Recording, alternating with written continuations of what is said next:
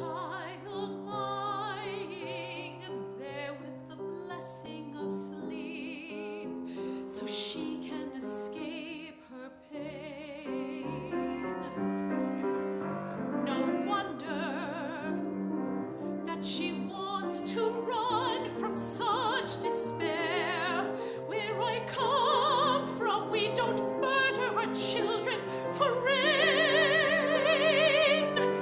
I am so sorry, Ruth, if I had only known. I have lost my home, but you have lost much more. Yet I hope you can see that you're not alone. You have found someone who can understand what all wives, what all mothers and daughters, no matter where living, keep living for. Bethlehem, may you always be the place where her heart can be free, a land where Ruth can find her life of sweet tranquility. Home, peace, and time each day, a time to work, a time to play. Ruth has never known that life can be this way. For me, what is lost may never return, but for her life and mine, this simple prayer I pray. Please help me reach deep for my courage, find strength I hope is there. See the good in what you give me, not surrender to despair. Please help me taste of life from a well of love, no matter what the cost, so I may measure life by those I have and not by ones I've lost. So in this young girl's life, let her live it day by day. Simple things, bread and wine, children and play. A way of living that will give her peace. And I'll be grateful that her life will then be blessed. I'll be grateful for her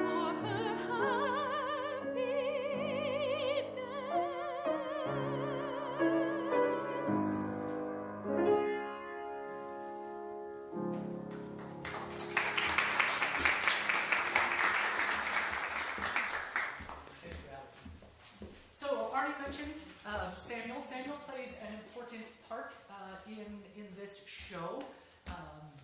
And Samuel sort of comes into the scenes, says something very profound, and then leaves many of the scenes. Samuel is a wonderful character, and in every show there is a song that is written sort of out of context from the show for you. And that's peeking behind the curtain. Some of you may not be aware, musicals are not written sequentially, right? And sometimes inspiration will strike. And this is a song that was predominantly written by Bob, and he loved this song. And we worked very hard to get this song in the exact right place in the show, right? And so, of course, tonight it's taken totally out of context. I promise it is in the right place in the show when you do see the full thing. And this is a humorous song that Samuel sings. A lot of burden has been placed on Samuel because people are coming up to him all the time asking him to essentially see the future, tell their prophecy, for their family, for the town, for Samuel sings this song. It's literally called "It's Not Easy Being a Prophet." And the second part of this song, when Naomi comes in, it's an important part in the plot. And I don't want to give too much away in this, but there's a letter writing campaign where Ruth comes from when there's trouble. The only way to try to fix that trouble is by fighting. And when she meets this new family, when she meets Helion, when she meets Malone and Naomi, she understands that sometimes you can get more done by using your intellect and by having your voice be heard. And so you will see that Naomi is writing a letter to Samuel in this scene, and it's a bit of a subversive letter. And then as the story goes on, it gets them in some trouble and leads to further death and destruction of Naomi's family, and ultimately brings her closer to Ruth once she has hit rock bottom. So this starts out with the very funny "It's Not Easy Being a Prophet," and then we see the second part of this, which is Naomi's letter writing. Alan.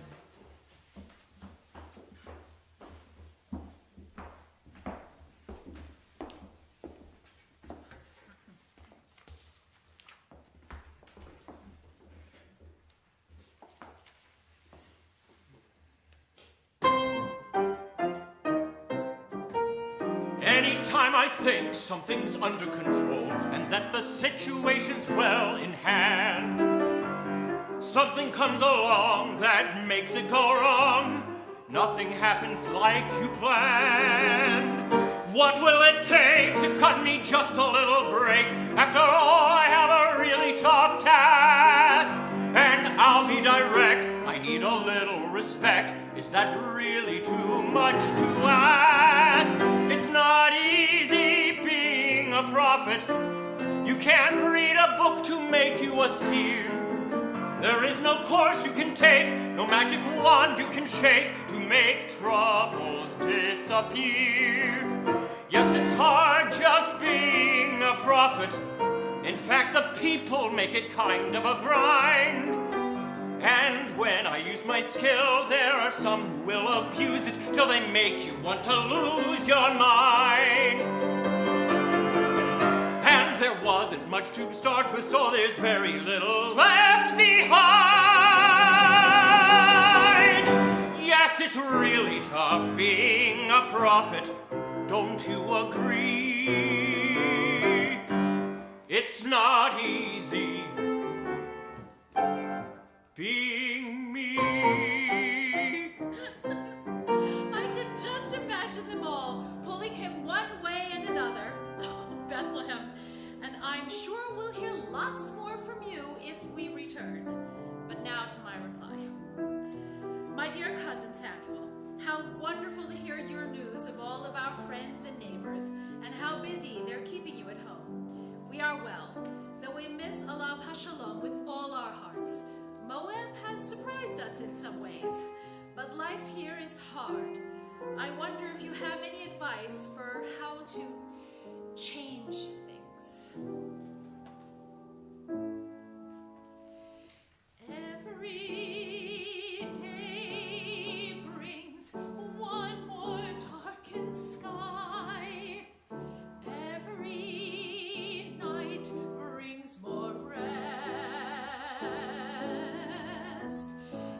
Every morning I wake and wonder why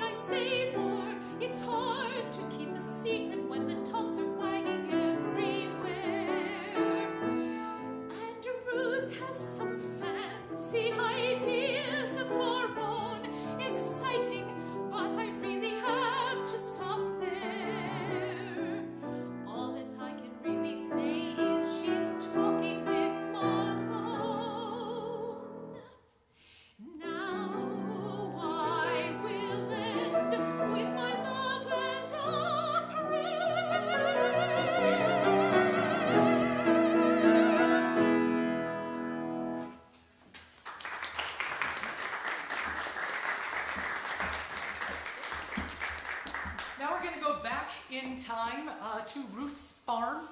She first meets Malone, who is surprised when Ruth tells him that in Moab, women don't and aren't allowed to read. So Malone agrees to teach her how to read in exchange for fighting lessons. He is not a great fighter, and there are raids happening all throughout the land, and he knows that it's important for him to learn how to fight. Ruth is a great fighter, but doesn't know how to read.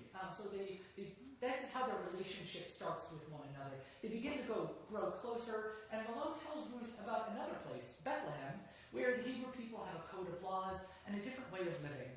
And so it's out of this relationship, out of this initial exchange, where Ruth begins to dare to dream about a different life. Right?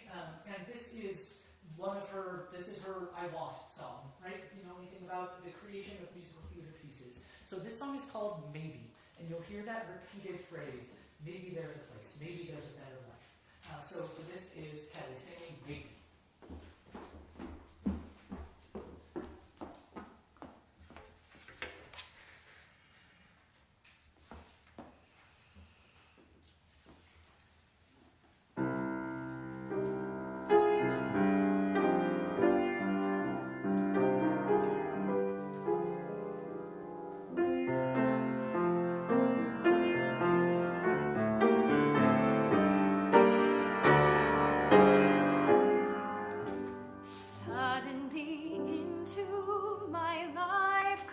Strange new people who disarm me with just one glance.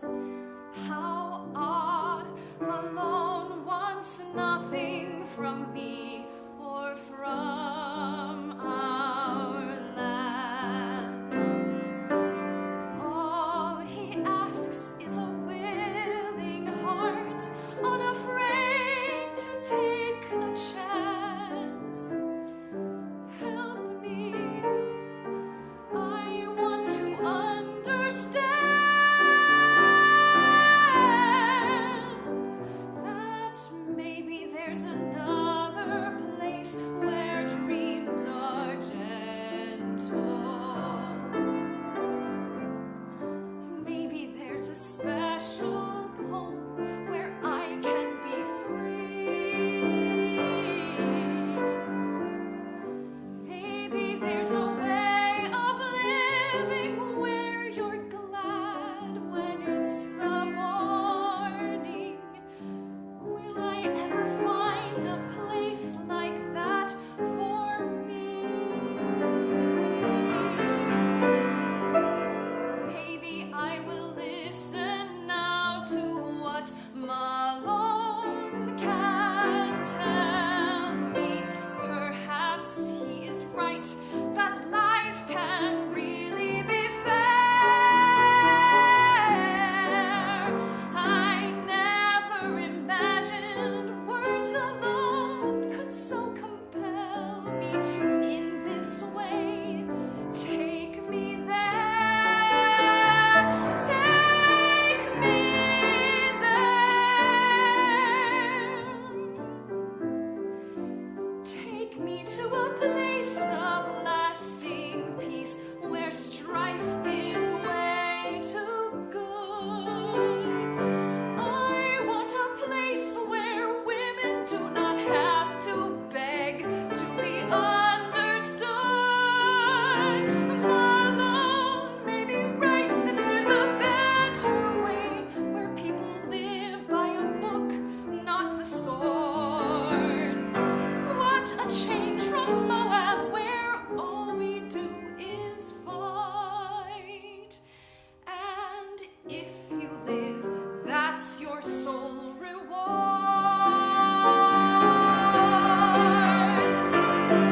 Any place like that will surely change my whole life. He will give me hope beyond the world I always knew before. I don't have to be silent. I don't have to acquiesce. I'm allowed to be free and not settle for less.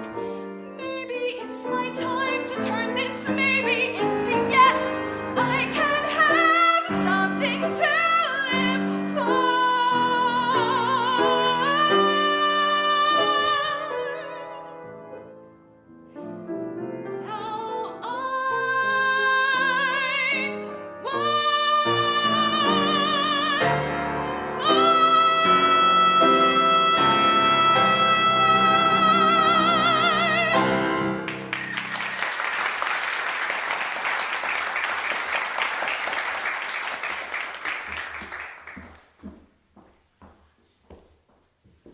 Okay, so now we're going to fast forward into Act 2. The crux of Act 2 is Ruth has chosen to go with Naomi when she returns home. This is where the title of the show comes from. This is the line from the book that everybody knows, right? Where you go, I will go. Right? If you know nothing else about the book of Ruth, you know that. Right? And through the vagaries of a lot of old Jewish laws, which are explained in great detail in the show, through the laws of levirate marriage, the opportunity, let's say opportunity, for Ruth to marry one of Naomi's husband's brothers, right? Did I get that right? Presents itself. This is another character who's not named in the book of the Bible, that they have brilliantly named in this show and given this whole backstory to.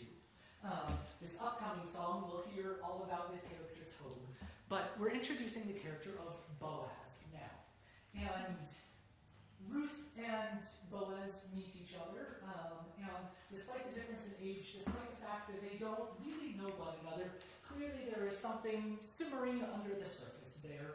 There's hints of a romantic relationship, and this is where Ruth gets the idea that, hey, perhaps I don't want to marry this other guy, Tob, who's ancient and who I don't know. Boaz is also in the family line. Couldn't I just marry Boaz? So that would be in 2 songs. But this one we're going to hear is, I shouldn't have favorites, but this is one of my favorite songs from the show. And this is Boaz being very introspective. Boaz is an older guy in his late 40s, early 50s, so not old, but much older than Ruth is here. And he sings about the fact that he has spent his life building up his wealth, that he's a very successful farmer merchant, but has never shared his life with anybody. And so we hear him singing in this song, perhaps Ruth could be the one that I have been waiting for, that I didn't even know that I was waiting for. Alan as Boaz.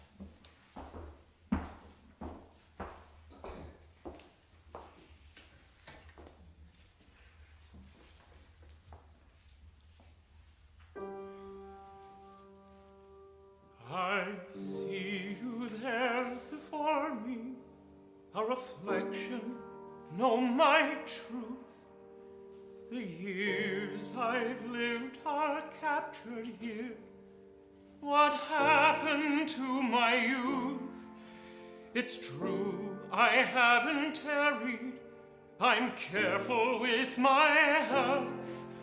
I've worked because that's all I know, and saved up all this wealth.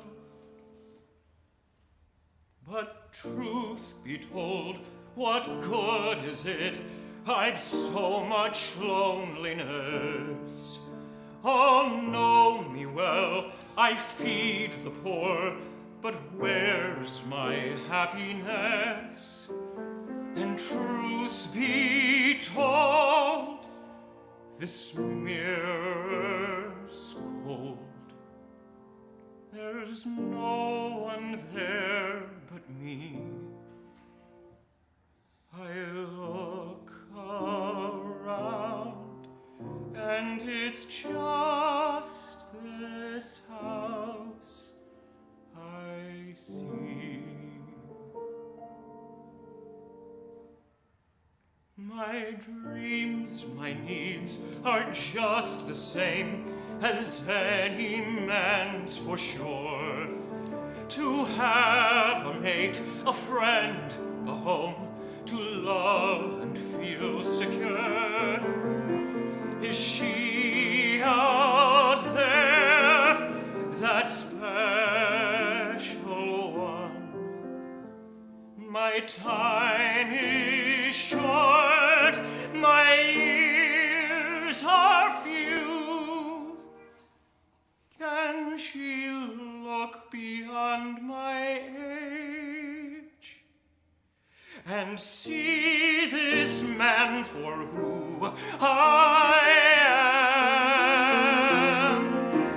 And now there's Ruth, so kind and fair. Is there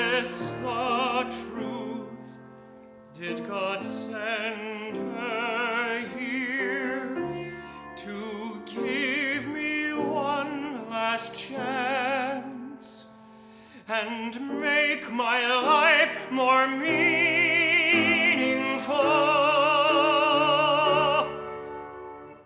Let me gaze into her eyes, hold her hand and be her friend, and maybe more. Yes, Ruth could be the one for me, be the one right for me. It makes me cry to think that I may never get the chance to start, the chance I need to win her heart. No, it's so wrong, not acceptable for a man like me. I'm a good man and can win her heart.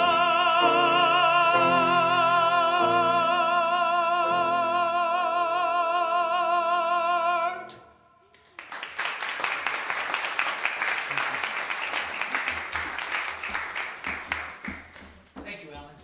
All right, we have 2 more songs for you guys tonight. I just explained mostly about Oy Voy. This song is self-explanatory. Kelly is frustrated that she is being forced to marry somebody that she not only does not want to marry, somebody that she does not know. Oy Voy.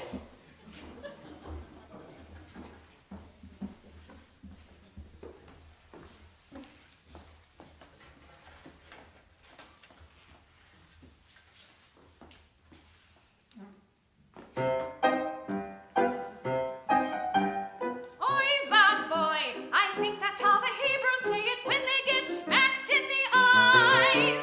What just happened? That's how you convey it when you get that big surprise. Toad? But if I ask Samuel about such a marriage, he'll act like a typical sage. He'll tell me, maybe no, maybe yes. First, there's a problem we must address. It seems that guy named Tobe is first in line and 3 times my age. What a mess! Oy vavoy, what a mess! Hold on, Ruth. Wait, there's more. I haven't even got to the best part yet. Seems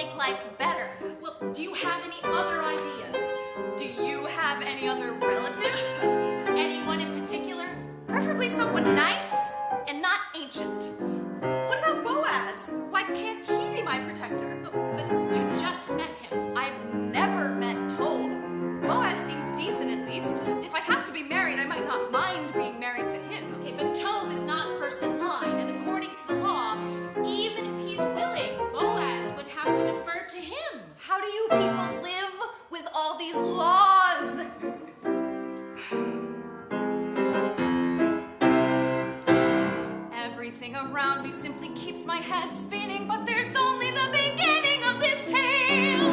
They throw you all around, then they seem quite astounded when you tell them you don't want to be for sale.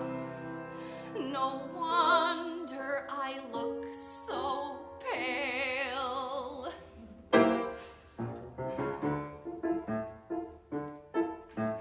I feel sick. I have this tomophobia or something like it in my brain, so I'll talk with Boaz.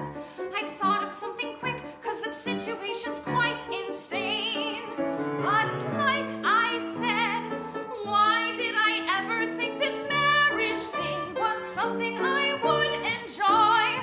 What's a mess? Such a mess! Oy vey!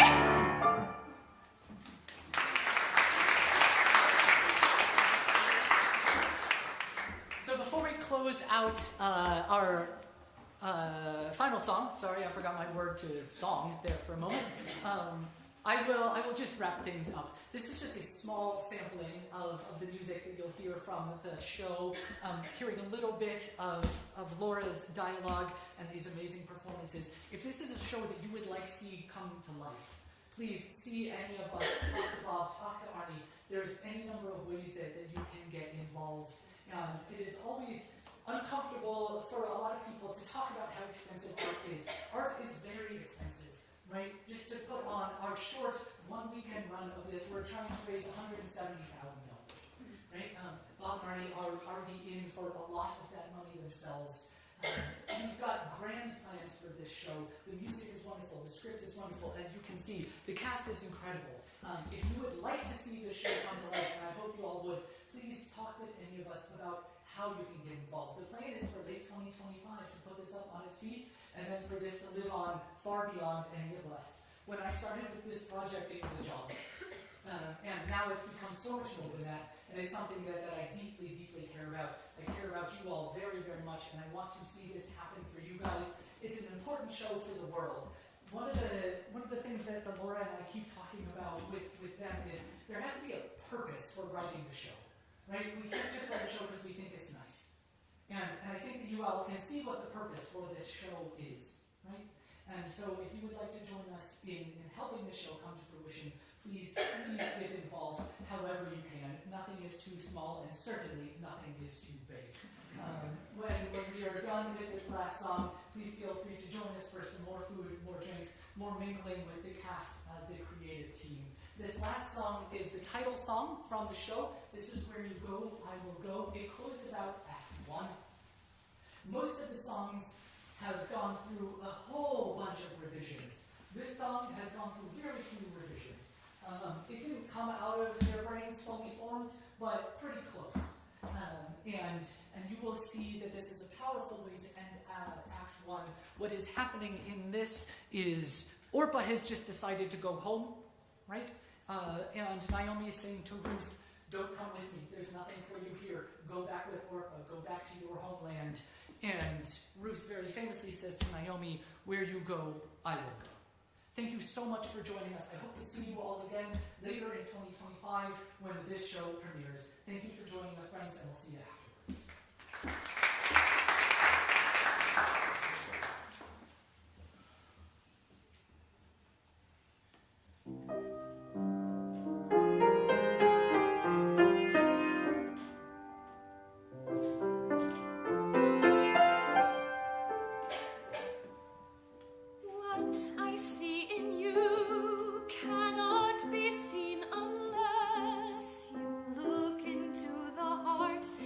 Find the soul we all possess. You cannot put a price on spirit. Life's not measured in that way. Naomi, through your eyes I see into your soul, and to all that your heart wants to say.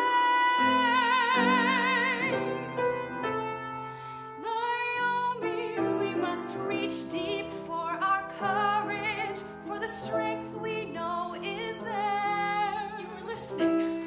Yes, I heard, and I remember.